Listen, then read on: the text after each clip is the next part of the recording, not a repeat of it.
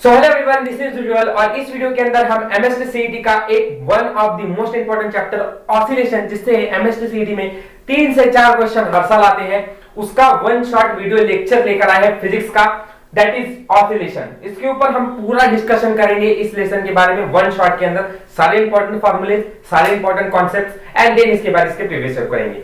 तो स्टार्ट करते हैं इस वीडियो को without wasting the time.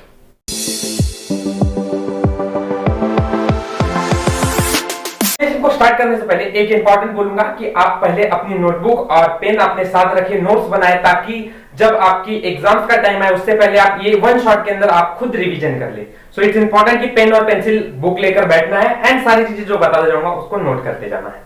Start करेंगे लेसन को व्हाट इज ऑसिलेशन डेफिनेशन से। So definition is, it is to and fro motion in which amplitude goes on decreasing but time periods remain same।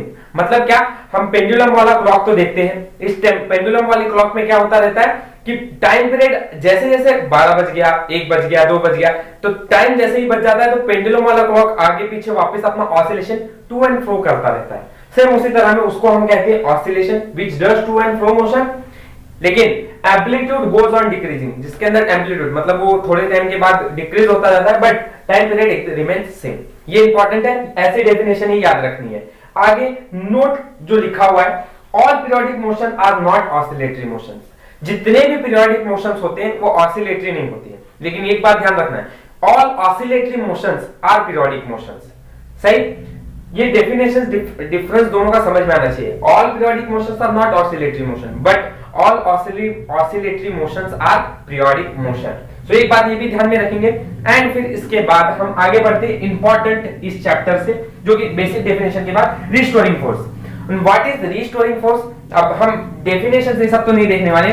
Restoring force का formula होता है F is direct, पहले तो general formula, F जो होता है वो डायरेक्टली प्रोपोर्शनल टू x, मतलब डिस्प्लेसमेंट से डायरेक्टली प्रोपोर्शनल होता है, ठीक है। लेकिन हम अगर उस प्रोपोर्शनल साइन को कांस्टेंट इक्वल्स टू से चेंज करेंगे तो एक कांस्टेंट इनटू x, वेयर यहाँ पे माइनस का साइन आ जाएगा, बिकॉज हम ऐसा बोलते हैं कि डिस्प्लेसमेंट और फोर्स जो है they are opposite in direction, therefore F is equal to minus kx, ये फार्मूला आता है। इट शोज दैट इस माइनस साइन की वजह से क्या पता चलता है हमें कि force and displacement are opposite in direction. उसके बाद k क्या होता है, फोर्स कांस्टेंट होता है, x होता है डिस्प्लेसमेंट, ये बात आप सबको पता है, ये बात भी नोट करके रखिए, F is equal to minus kx, the important formula. Third second relation में जाएंगे, relation between angular velocity and force constants. तो फोर्स कांस्टेंट और एंगुलर वेलोसिटी का क्या फार्मूला है? तो angular velocity k is equal to m omega square, where k जो है ये क्या है, फोर्स कांस्टेंट है, और ओमेगा जो है ये एंगुलर वेलोसिटी है। इसी को मैं अलग तरीके में ऐसे लिख सकता हूं कि omega is equal to under root of k by m, clear, where m is mass of the body, ठीक है। ये दोनों फार्मूला दिमाग में रखिए, ये दोनों फार्मूला काम आने वाला है आपको, बहुत सारे एमसीक्यू सॉल्व करते समय ये फायदा देगा, ठीक है। k is equal to m omega square, omega is equal to under root k by m, clear. अगला थर्ड, उसके बाद time period of simple pendulum. What is time period of simple pendulum?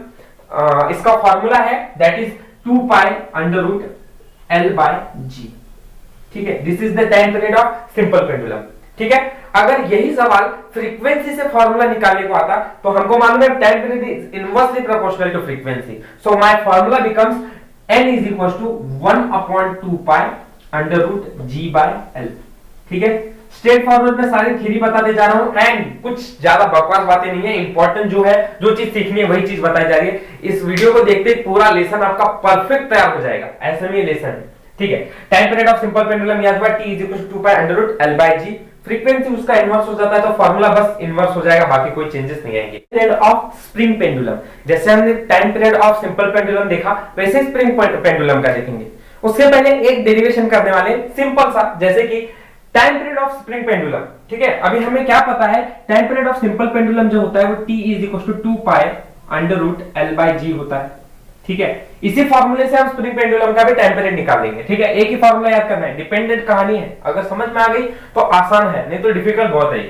आगे तो अभी हमें एक चीज पता है, force is equal to kx होता है, क्लियर है, राइट। इस L का मतलब ये कहीं ना कहीं तो डिस्प्लेस ही कर रहा है, that means x by g भी लिख सकता हूं मैं इसको, ठीक है, करेक्ट। अभी यहां में उसको कोई लेना देना नहीं है, जस्ट यहाँ पे ध्यान दीजिए kx ये होता है, क्योंकि मैंने यहाँ पे इसका मॉड लिया है, दैट मींस कि इसकी सिर्फ मैग्नीट्यूड से मैं काम चला रहा हूँ, इसलिए माइनस का साइन ले लिया है मैंने।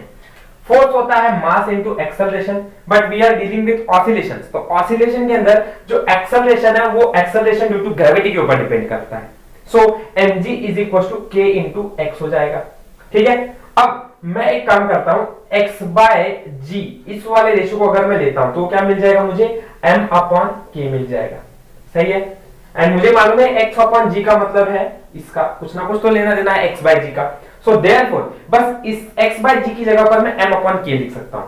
Therefore time period of spring pendulum में मिल गया, that is t is equal to 2 pi under root L by G मतलब M by K, this is the time period of spring pendulum, ठीक है, simple. T is equal to 2 pi under root M upon K, clear. ये एक theory हो गई। अब अगले concept पे बढ़ेंगे, that is second pendulum. Second pendulum क्या होता है, पेंडुलम या फिर सेकेंड पेंडुलम उसे कहा जाएगा जिसका टाइम पीरियड 2 सेकंड्स का होता है, ओनली 2 सेकंड्स का होता है, ठीक है। pendulum whose time period is 2 seconds is called as an seconds pendulum. What is the formula for seconds pendulum? अब ज्यादातर हम जब फॉर्मूला लिख रहे थे तो हम length of spring pendulum is equal to g upon pi square होता है।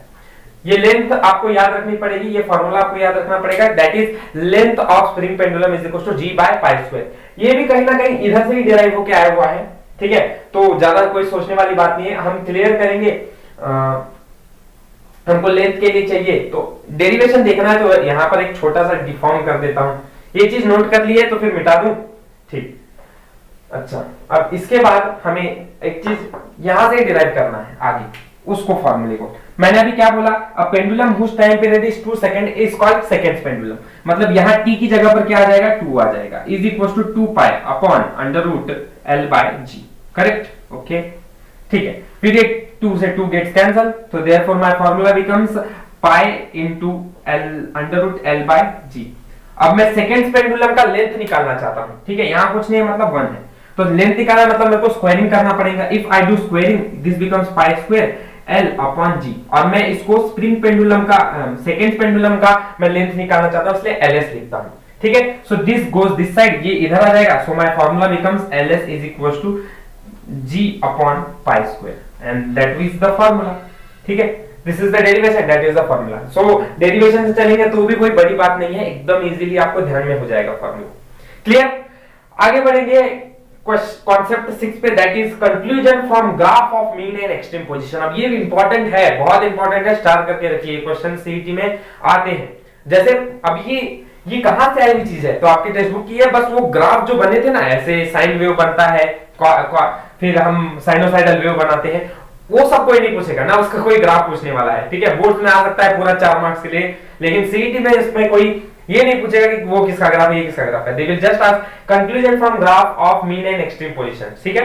तो मीन पोजीशन पे अगर ग्राफ रहता है या एक्सट्रीम पोजीशन पे रहता है, तो उससे ग्राफ को कंक्लूड क्या करते हैं, ये सीईटी सवाल पूछता है। जैसे कि velocity advances by pi by 2 with respect to displacement, ठीक है। तो बस इतना ध्यान में रखना है कि सबसे पहले तो कौन सा पोजीशन डिस्प्लेसमेंट रहता है, फिर उसके बाद वेलोसिटी, अगर उसको एक्सेल मतलब हम अगर डेरिवेट करेंगे तो डिस्प्लेसमेंट, वेलोसिटी और एक्सेलरेशन, ठीक है। अब यहाँ क्या है कि velocity advances by pi by 2 with respect to displacement. Displacement और वेलोसिटी के बीच में ये दोनों कितने से एडवांस होते हैं, velocity advances by pi by 2, ठीक है, ये हमने।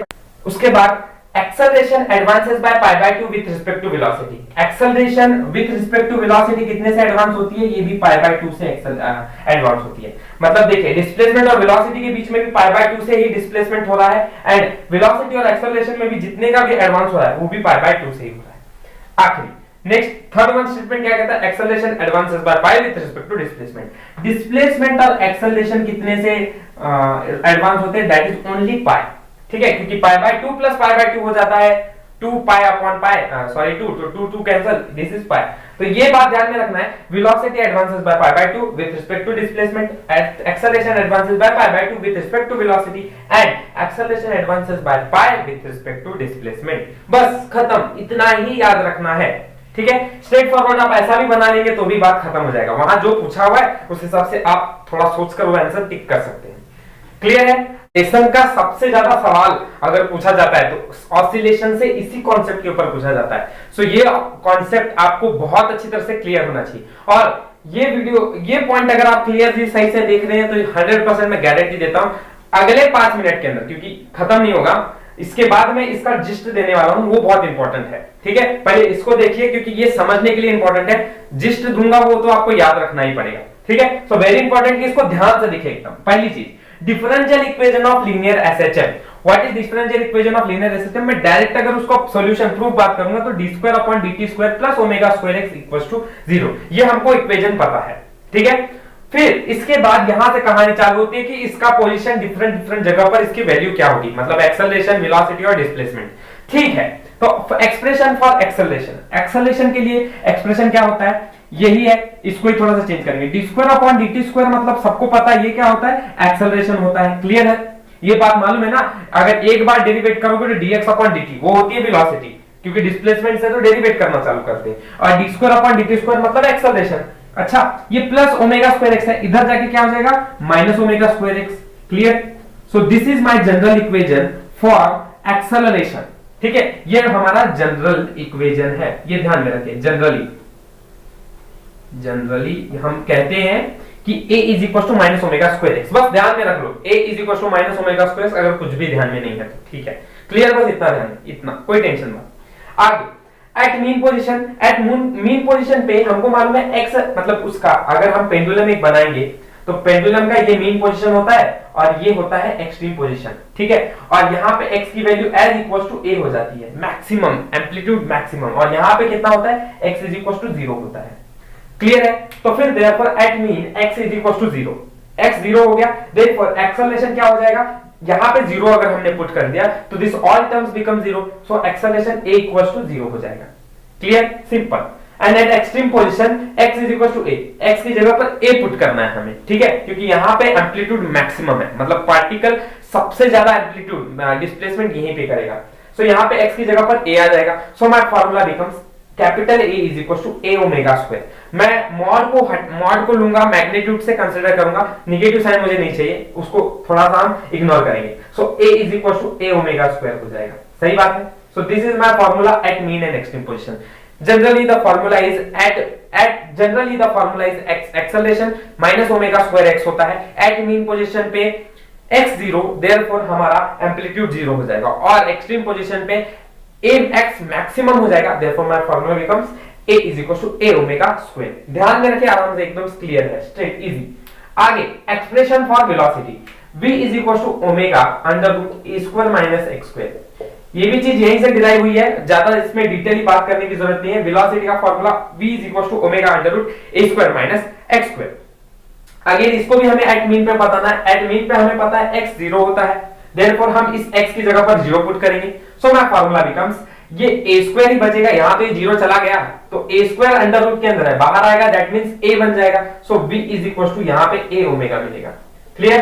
तो at mean v is equal to a omega होता है, at extreme x is equal to a हो जाएगा। ठीक है, so this x becomes a square minus a square becomes 0, 0 को किससे भी मल्टीप्लाई किया तो अगेन 0, सो अगेन वेलोसिटी मेरे को एक्सट्रीम पे कितनी मिलेगी, 0 मिलेगी। Clear? Generally the formula is v is equals to omega under root a square minus x square. At mean position x is equals to 0, therefore v is equals to a omega, and at extreme x is equals to a, so velocity is 0. समझ गया? आगे बढ़ते हैं। Expression for displacement, सीधा formula a sin omega t plus alpha, where alpha क्या है, alpha is phase difference. ठीक है, अल्फा इज फेज डिफरेंस, या फिर हम कभी कभी इसको, जैसा आपका सवाल आ सकता है सीटी में, इपोज कहते हैं, ये भी ध्यान में रखें। सो फेज डिफरेंस या इपोज अल्फा को बोला जाता है। ठीक है, जब भी हम मीन पोजीशन में बात करेंगे तो यहां पे हमारा फॉर्मूला फेज डिफरेंस को हटाकर a sin ओमेगा t तैयार हो जाएगा, और जब हम एक्सट्रीम पोजीशन पे बात करेंगे तो वही formula a cos omega t तैयार हो जाएगा।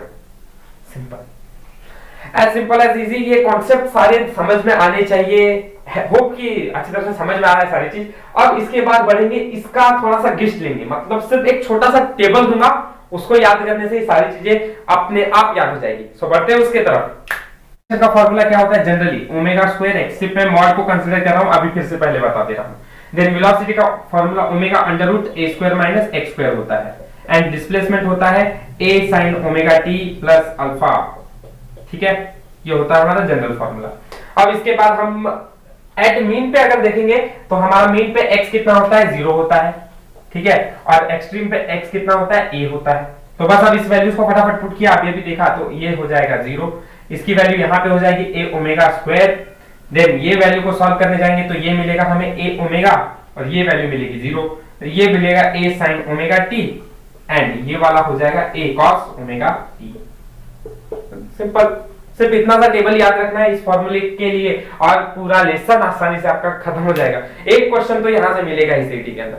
सो डिफरेंट पोजीशन पे एसएचएम के क्या एनर्जीज होती हैं उसको देखेंगे। फॉर एग्जांपल, अगर एक पेंडुलम है और पेंडुलम यहाँ पे रोटेट कर रहा है from mean position to extreme position, so पहली बात तो उसकी कुछ ना कुछ तो मीन पोजीशन पे है तो पोटेंशियल एनर्जी डेवलप होगी, एंड अगर एक्सट्रीम पोजीशन पे है तो काइनेटिक एनर्जी भी डेवलप होने वाली है, और इन दोनों को मिला दिया जाए तो एक टोटल एनर्जी भी तैयार हो जाएगी। ठीक है, सो देयरफॉर हम ऐसा बोल सकते हैं कि इसकी पोजीशन, काइनेटिक, पोटेंशियल और टोटल एनर्जी, ऐसी कुछ एनर्जीज तैयार करेंगे, एंड ऑन दैट बेसिस हमने इसके फार्मूलेज भी डिराइव किए हुए हैं।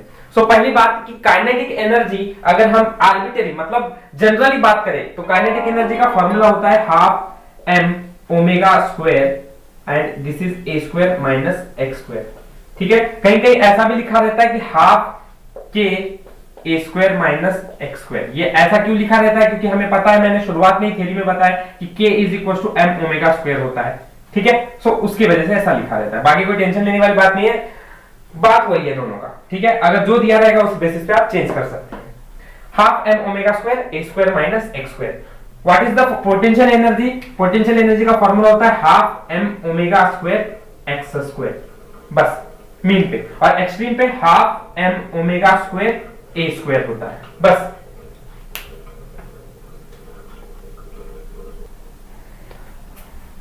नेक्स्ट, अगर इसके मीन पोजीशन पे हम बात करेंगे तो ऑलरेडी हमको मालूम है मीन पोजीशन पे x हो जाएगा 0, और एक्सट्रीम पोजीशन पे x is equal to a हो जाएगा। तो x अगर 0 हो जाएगा तो ये बिकम 0, तो formula becomes half m omega square a square.